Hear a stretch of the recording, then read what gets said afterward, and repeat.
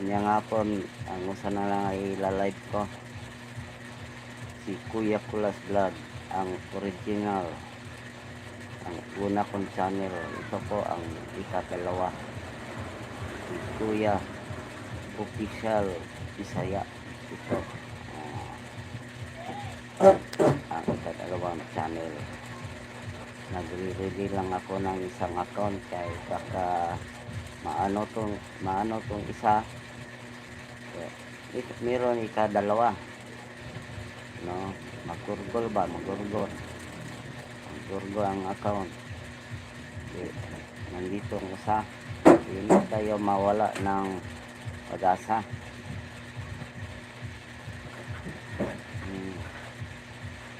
Kaya pala nga meron pala sila ng ninja, meron palang maraming account. Kaya pala di sundin ko na lang. Ito i-update lang natin ito. Ninja naman ito ng aking isang account. Tapos tiningin ko, bigla namang tumaas na subscribe niya. At nilive ko na tinisting na live pala.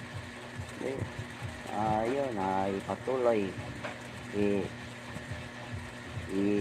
iba ko na yun ang channel ko, Kuya Kulas Bisaya na, Kuya Kulas Official Bisaya. Ito na ang totoong channel niya para hindi tayo mairapan.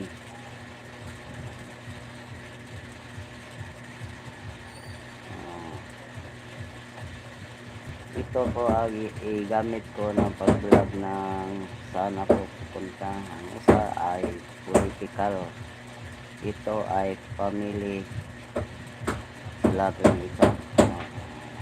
Update lang tayo dito sa Subong mamaya. Doon naman tayo mamaya sa political na. Hindi lang ito. Marami. Sabi ni Rosita Kabutiro, shout out po yan.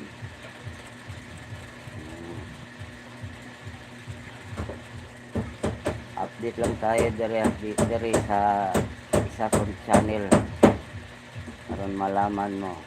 Dalawa ito, ang isa Kuya Kulas Vlog, ang una kong channel.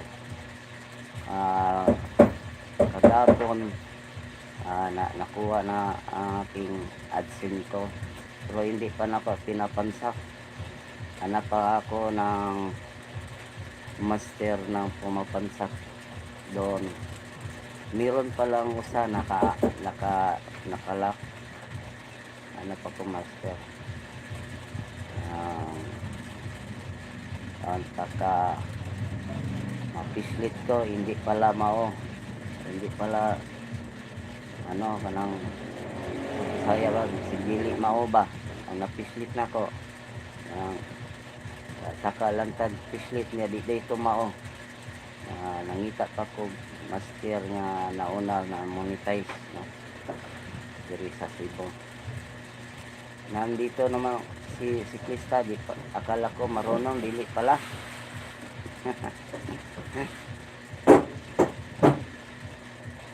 Ayan, nag-anap lang ako. Shout out, no? Malapit na tayo mag 20 minutes ng mga kakuya. At malapit po tayo mag-i-end, mga kakuya.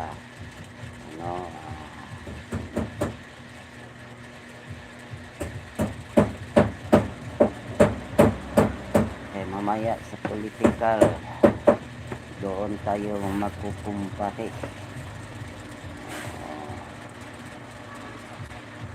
Iga-iga lang tayo dito, mga kakuya, no? Nag-iga.